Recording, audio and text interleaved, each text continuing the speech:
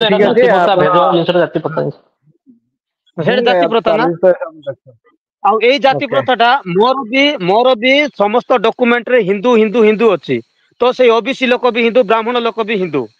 ତ ମୁଁ ସିନା କିଛି ଆଇଏଏସ୍ ଓଏଏସ୍ ଅଫିସର ନାହିଁ କି ଆଇପିଏସ୍ ଅଫିସର ନାହିଁ, କିନ୍ତୁ ମୋର ସମାଜର ଲୋକ ଆଜି ବି ଆଇପିଏସ୍ ଅଛନ୍ତି, ଆଇଏଏସ୍ ଅଫିସର ଅଛନ୍ତି, ସବୁ କିଛି ଅଫିସର ଅଛନ୍ତି।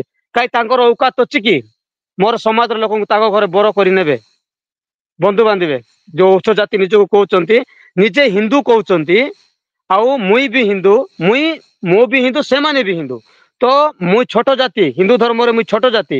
ତ ମୋ ଘର ପରିବାରର ଗୋଟେ ଆଇଏଏସ୍ ଅଫିସରକୁ କିମ୍ବା ମୋର ସମାଜର ଗୋଟେ ଆଇଏଏସ୍ ଅଫିସରକୁ ତାଙ୍କ ଘରେ ବନ୍ଧୁ ବାନ୍ଧିବେ କି? କୁହନ୍ତୁ, ଯଦି ଜାତି ପ୍ରଥା ନାହିଁ ତାହେଲେ ଔକାତ ଅଛି କାହା ପାଖରେ? ଏଇ ଯୋଉ ବଡ ଜାତି ଲୋକ ମୁଇଁ ପ୍ରଶ୍ନ କରୁଛି, ଔକାତ ଅଛି? ଯଦି ଔକାତ ଅଛି ତାହେଲେ ମୁଇଁ ଧରିକି ଆସିବି ମୋ ସମାଜର ଆଇଏଏସ୍ ଅଫିସର କିମ୍ବା ଓଏଏସ୍ ଅଫିସର କିମ୍ବା ଆଇପିଏସ୍ ଅଫିସରକୁ ମୁଁ ଧରିକି ଆସିବି। ତମେ ବ୍ରାହ୍ମଣ, କ୍ଷତ୍ରିୟ, ବୈଶ୍ୟ କିମ୍ବା ଏ ଯୋଉ ଓବିସି ସମାଜର ଲୋକକୁ ମୁଁ ଚୁନତି ଦଉଛି, ସତ କଥା କହୁଛି। এই ଓବିସି ସମାଜର ଲୋକ ବି ଏସସି ଏସଟି କୁ ଘୃଣା କରୁଛନ୍ତି, ଯେଉଁମାନେ କି ନିଜର ଇତିହାସ ଜାଣିନାହାନ୍ତି। ମୁଁ ସେଇମାନଙ୍କୁ କହୁଛି, ଯଦି ଜାତି ପ୍ରଥା ନାହିଁ କହୁଛନ୍ତି ତାହେଲେ ମୋ ସମାଜର ଆଇଏଏସ୍ ଅଫିସର କିମ୍ବା ଓଏଏସ୍ ଅଫିସରକୁ ମୁଁ ଧରିକି ଆସିବି। ଆପଣ କେବେ ଜାତି ପ୍ରଥା ନ ଦେଖିକି ଆପଣ କେବେ ଆମ ଘରେ ବନ୍ଧୁ ବାନ୍ଧିବେ କି? ଯଦି ଓକେ କିଏ ଠିକ ଅଛି ଯଦି ସାର୍। ସେମିତି ତାହେଲେ ସାର୍ କୁହନ୍ତୁ। ସାର୍ ମୁଁ ଠିକ ଅଛି, ଆପଣଙ୍କ ବର୍ତ୍ତମାନ କଥା ଆଉ ଜଣେ ବୁଝୁଛୁ, ସେ ଜିନିଷ ତ ଗେଷ୍ଟ ଚାଲିଛି, ଆସୁଛନ୍ତି। ସେଇ ବିଷୟ ତ ସେଥିପାଇଁ ଆଲୋଚନା କରୁଛୁ ଆମେ। ହଁ ନାଇଁ, ସେଇଟା ତ ଆଲୋଚନା ହଁ ଚାଲିଛି, ଆମେ ଆମ ସେଇ ବିଷୟରେ ଆଲୋଚନା କରିବା, ସେଇ ବିଷୟରେ ଆଲୋଚନା କରିବା। ମତେ ଅଲଗା ଅଦର୍ସ ଟପିକ ନିଅନ୍ତୁ ନାହିଁ। କୌଣସି ସେ ରାମାୟଣ ମହାଭାରତ ସେ କାଳ୍ପନିକ ଗ୍ରନ୍ଥ ଠିକ ଅଛି। ଏ ସବୁ ନିଅନ୍ତୁ, ଆମେ ଜାତି ପ୍ରଥା ଉପରେ ଆଲୋଚନା କରିବା। ଯଦି କାହାର ଏମିତି ଯିଏ କହୁଛି, ମତେ ଗୋଟେ କଥା କୁହନ୍ତୁ, ଯେଉଁମାନେ ଆରଏସଏସ୍ ବଜରଙ୍ଗ ଦଳରେ ରହିକି ନିଜକୁ ଉଚ୍ଚ ଜାତି ବୋଲିକି ଯେଉଁମାନେ କାମ କରୁଛନ୍ତି, ହିନ୍ଦୁ ଧର୍ମର କହୁଛି, ସେଇମାନଙ୍କ ପାଖରେ ଔକାତ ଅଛି କି ଗୋଟେ ଏସସି ଏସଟି ଓବିସି ର ଗୋଟେ ଭଲ ଅଫିସର ଦବୁ? ଆମେ ଭଲ ଅଫିସର ଦବୁ, ଭଲ ଅଫିସର, ଭଲ ରୋଜଗାର କରୁଥିବ, ଭଲ ଜ୍ଞାନୀ ହୋଇଥିବ, ଭଲ ସମାଜରେ ନାଁ କମେଇଥିବ, ସେମିତିକା ଅଫିସର ଗୋଟେ ଦବୁ ଆମେ ଏସସି ଏସଟି ସମାଜର। ସେଇମାନେ ନାଇଁ ନାଇଁ ବ୍ରାହ୍ମଣ କ୍ଷତ୍ରିୟ ସେମିତି ନୁହେଁ। ବୈଶ୍ୟ ଲୋକ ନାଇଁ ନାଇଁ ଶୁଣନ୍ତୁ, ସମ୍ରାଟ ବାବୁ ଶୁଣନ୍ତୁ, ସେ ଜିନିଷ ଇଣ୍ଟରକାଷ୍ଟ ମ୍ୟାରେଜ ଟା ବି ହଉଛି, କିଛି ପରିମାଣରେ ହଉଛି, ସେଟା ବହୁତ କମ, ସେଟା ନେଗ୍ଲିଜିବୁଲ ବୋଲି କୁହାଯିବ। ହଉଛି, ସେମିତି ହଉନି ବୋଲି ଆମେ କହିପାରିବାନି କୌଣସି ଜିନିଷକୁ। ଜାତି ଭିତ୍ତିକ ମ୍ୟାରେଜ ହଉଛି ବୋଲି ଯୋଉଟା କହୁଛନ୍ତି, ସେଇଟା କେବେ ହଉନାହିଁ। ମାନେ ରାଜା ରାଜିରେ, ମାନେ ଉଭୟ ପକ୍ଷରୁ ସମର୍ଥନରେ ହଉନାହିଁ। ସେଇଟା କିଏ ଭାଗି ଫେରାର ହେଇକିରି ରେଜିଷ୍ଟ୍ରେସନ ମ୍ୟାରେଜ ହେଉଛନ୍ତି, ତ କାହାର ସାମାଜିକରୁ ବାସନ୍ଦ ହେଇକିରି ହଉଛନ୍ତି, ଏସବୁରେ ହଉଛନ୍ତି। ରାଜା ରାଜିରେ ଏମିତି ମତାମତ ନେଇକି ହଉନାହାନ୍ତି କି ସମର୍ଥନରେ ହଉନାହାନ୍ତି। ଏଇଟା ଯଦି ସମର୍ଥନରେ ଏମିତି କିଛି ମ୍ୟାରେଜ ହେଇଛି ତାହେଲେ ମତେ କୁହନ୍ତୁ, ତ ମୁଁ ତାଙ୍କ ଘରେ ଯିବି। କେତେ ବଡ ସମର୍ଥନ କରିଥିଲେ ଯେ ତାଙ୍କ ଘରେ ଏମିତି ବ୍ରାହ୍ମଣ ସମାଜର ଲୋକ ଗୋଟେ କି ଏସସି ଏସଟି ସମାଜର ଲୋକ ଗୋଟେ ବରଯାତ୍ରୀ ନେଇକିରି ବାହା ହେଇକିରି ରହିଛନ୍ତି, ଆଉ ସେମାନେ ହିନ୍ଦୁ, ଆମେ ହିନ୍ଦୁ, ଆମେ ତ ହିନ୍ଦୁ ହିନ୍ଦୁ ଭାଇ ଭାଇ, ଏମିତି ଭାଇଚାରା ରହିବା, ଆମେ ଜାତି ଦେଖିବାନି, ଏମିତି କୋଉଠି ହେଇଛି? ମତେ ଗୋଟେ କଥା କୁହନ୍ତୁ, ପ୍ରମାଣ ଗୋଟେ ନାଇଁ ଦିଅନ୍ତୁ। ସେଇଟା ତ ଆପଣ ନାଇଁ ସେଇଟା ଯାହା କହୁଛନ୍ତି ଠିକ କଥା କହୁଛନ୍ତି, ସେ ବି ବହୁତ କମ, ବହୁତ କୋଉଠି ମାନେ rarest of the rare case ବୋଲି କହିବା। ଦିଅନ୍ତୁ କମ ବୋଲେ କଣ ହେଇଗଲା? କଣ କମ କିଛି ନାହିଁ, ଗୋଟେ ଉଦାହରଣ ଦିଅନ୍ତୁ ଯେ ଏଠି ଗୋଟେ ହେଇଛି, ମାନେ 1%, 1% ବି ନାହିଁ, ନାଇଁ 1% ନୁହଁ, ତାଠୁ କମ। 0.1%। ହଁ, ତାଠୁ ବହୁତ କମ ରହୁଛି, ସେମିତି କିଛି ନାହିଁ। ବିଲକୁଲ ହଉନି। ଜାତି ପ୍ରଥାକୁ ଜାତି ଜାତି ମଧ୍ୟରେ ଠିକ ଅଛି, ଯୋଉଟା ଜାତି ଠିକ ଜାତି ଅଛି, ମଧ୍ୟରେ ଯୋଉଟା ଶୁଣନ୍ତୁ, ହଉଛି, ଠିକ ବିଲକୁଲ ଅଛି, ହଉନି। ଆପଣ ପ୍ୟାନେଲରେ ରୁହନ୍ତୁ, ଆଉ ଫ୍ରି ଥିଙ୍କର ଆଉ ଜଣଙ୍କୁ ଆଡ୍ କରନ୍ତୁ, କିଏ କହିବେ ଆପଣ ଡିସାଇଡ୍ କରନ୍ତୁ। ଠିକ ଆଉ ଅଛି, ଦି ଠିକ ଜଣ ଅଛି। ଯଦି ଗେଷ୍ଟ ସେମିତିକା ଅଛନ୍ତି। ଲୋକ ଯଦି ଯୁକ୍ତି ଇଏ କରିବାକୁ ଚାହୁଁଛନ୍ତି ବର୍ତ୍ତମାନ ତାହେଲେ ମତେ ଟିକେ ଜଣାନ୍ତୁ। ଶୁଣ ସାର୍ ଟିକେ ରୁହନ୍ତୁ, ଆପଣ ନେଇଯାଆନ୍ତୁ ଟିକେ। ଆଉ ଅଛନ୍ତି ବହୁତ ଗେଷ୍ଟ ଯୋଡି, ଜଣେ ହିନ୍ଦୀ ଭାଷୀ ବି ଅଛନ୍ତି, ସେ ଡିବେଟ୍ କରିବା ପାଇଁ ଚାହୁଁଛନ୍ତି, କିନ୍ତୁ ଯିଏ ପ୍ରଥମେ तांको लाइन में लिया था तांको हम नौचु जो पहले ठीक है सर। थे आए थे उनको हम लोग लेते हैं, बाद में वो कोई है जो हिंदी भाषी वाले जो डिबेट करना चाहते हैं, ठीक है, उनको बाद में लेंगे, लेकिन पहले वो क्रिटिकल थिंकिंग आए हैं, उनको कुछ बोलने देते हैं, ठीक है। कौन तो क्रिटिकल थिंकिंग ଆପଣ ଅନମ୍ୟୁଟ୍ କରନ୍ତୁ, କୁହନ୍ତୁ। ଆଜ୍ଞା ନମସ୍କାର ସାର୍, ସମସ୍ତଙ୍କୁ ନମସ୍କାର। ତ ମୁଁ ଯୋଡି ହେଇଛି ଯୋଉ ସୂର୍ଯ୍ୟ ସମ୍ରାଟ ଭାଇ କହୁଥିଲେ କଥା, ତାଙ୍କ କଥାକୁ ରେସ୍ପେକ୍ଟ ଟିକେ କରାଯାଉଛି ଏବଂ ତାଙ୍କ ଟିକେ ରୁହନ୍ତୁ ଗୋବିନ୍ଦ ସାର୍, ମୁଁ ବର୍ତ୍ତମାନ ବ୍ୟାକ୍ ସାଇଡ୍ କୁ ଯାଉଛି। ନାଇଁ ଗୋବିନ୍ଦ ସାର୍ କାହା ନାହାନ୍ତି ଏଠି, ହଁ ଜିଏସ୍ ସାର୍ ଅଛନ୍ତି। ବର୍ତ୍ତମାନ ବ୍ୟାକ୍ ସାଇଡ୍ ଯାଉଛି, ଆଉ ବିଚାରଶୀଳ ଯାତ୍ରା ଆସିଲେ ମୁଁ ତାଙ୍କୁ ଯୋଡୁଛି। ସେ ହିନ୍ଦୀ ଭାଷାରେ ଯୋଉ ଆସୁଛନ୍ତି ଲୋକଟି, ତାଙ୍କ ସାଙ୍ଗରେ ସେ ଡିବେଟ୍ ହଁ, ସେ ତା ଡିସ୍କସନ୍ ସହିତ ଯାହା ହବ, କଥା ହଁ ଆପଣ ଇଏ କର ଠିକ ଅଛି। ମୁଁ ବ୍ୟାକ୍ ସାଇଡ୍ ଯାଉଛି। ଆଜ୍ଞା ହଁ ଆଜ୍ଞା ହଁ ଆଜ୍ଞା ଆଜ୍ଞା ଆଜ୍ଞା।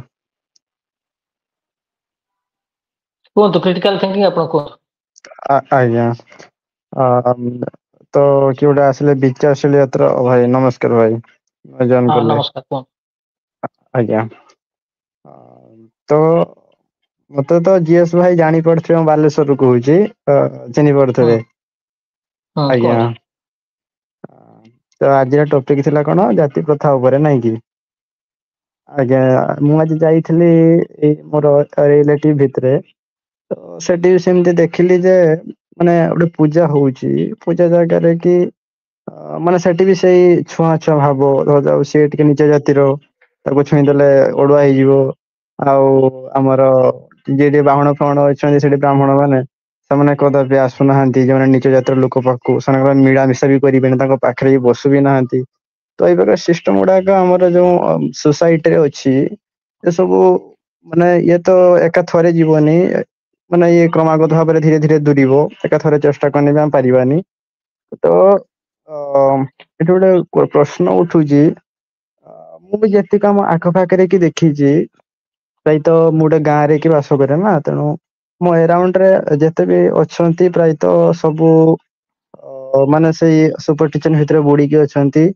ତ ମୁଁ ଯେତେବେଳେ ଟ୍ରାଏ କରୁଛି ଟିକେ ଭିନ୍ନ ବିଚାର ଟା ଆଣିବା ପାଇଁ ତ ଗୋଟେ ସୋସିଆଲ ପ୍ରେସର ଟା ରୁହେ ହେଲା କି।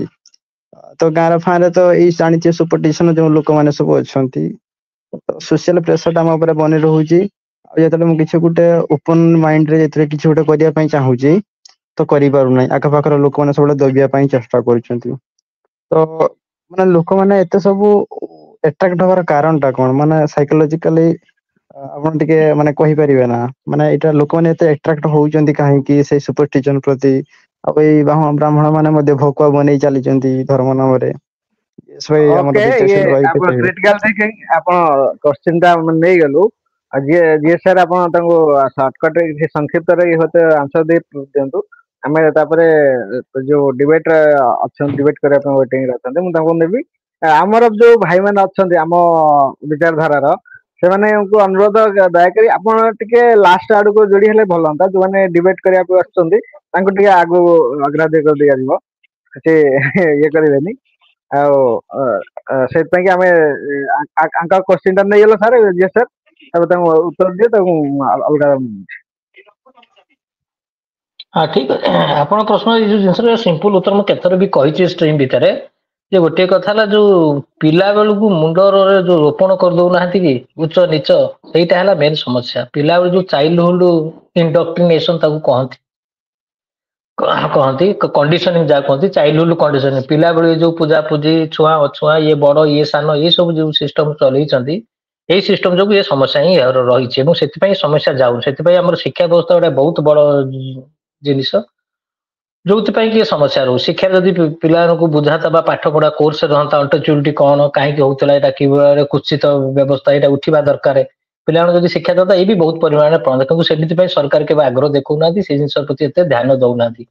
ଯୋଉ ଶିକ୍ଷା ଇତିହାସ ବହିରେ ହଉ କି ସାମାଜିକ ବିଜ୍ଞାନ ବହିରେ ହଉ ଏ ବିଷୟରେ ଯଦି ପିଲାମାନଙ୍କୁ ପଢାଯାନ୍ତା କିଛି ପିଲାମାନଙ୍କୁ ଏ ଯୋଉ ଭେଦଭାବ ଉଚ୍ଚାନିଚ ଯୋଉ କୋଟା ବିଷୟରେ ରିଜର୍ଭେସନ ବିଷୟ ବିରୁଦ୍ଧରେ ପିଲାମାନଙ୍କ ମୁଣ୍ଡରେ ରହୁଛି ରହିବାର କାରଣ ଏଇଥିରୁ ଗୋଟେ ରହୁଛି।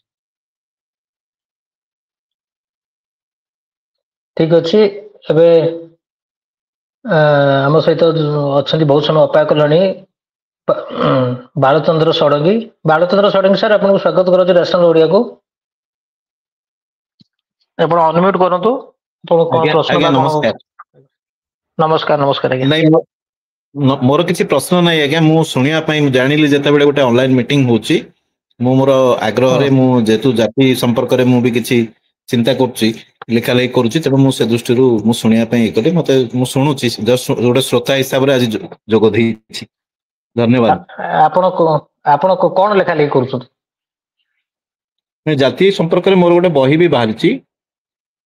ହୁଁ ହୁଁ ଆଉ ତାପରେ ଜାତି ସମ୍ପର୍କରେ ମୁଁ ଖବରକାଗଜରେ ଯେହେତୁ ମୁଁ ରେଗୁଲାର କଲମ ଲେଖେ ତେଣୁ ମୁଁ ଆଜ୍ଞା ବିଭିନ୍ନ ଜାତିଗତ ନିର୍ଯାତନା ସମ୍ପର୍କରେ ମଝି ମଝିରେ ମୁଁ ମୋର ଲେଖା ବି ଲେଖେ ଆଉ ତା ସହିତ ବର୍ତ୍ତମାନ ପ୍ରସଙ୍ଗ ଉପରେ ବି ଗୋଟେ ଲେଖିବା ପାଇଁ ଚିନ୍ତା କରିଛି ବାହାରିବ ଏ ଭିତରେ। ବର୍ତ୍ତମାନ ଯୋଉ ବହୁତ ସୁପ୍ରିମ ବହୁତ କୋର୍ଟର ଧନ୍ୟବାଦ। ଚିଫ ଜଷ୍ଟିସଙ୍କ ହୁଁ। ଉପରେ ଆକ୍ରମଣ ହେଲା, ତାପରେ ଜଣେ ଆଇପିଏସ୍ ଅଫିସର ଜାତିଗତ ନିର୍ଯାତନା କାରଣରୁ ସୁଇସାଇଡ କଲେ। ତେଣୁ ଉଚ୍ଚ ସ୍ତରରେ ବୋଲେ